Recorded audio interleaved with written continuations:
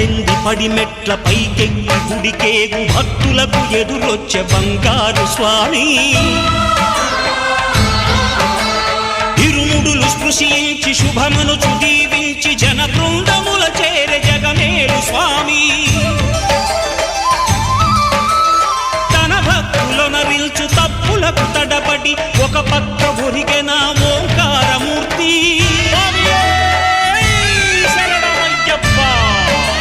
స్వాములందరూ తనకు సాయము కాగా ధీమంతుడై లేచే ఆ కన్య స్వామి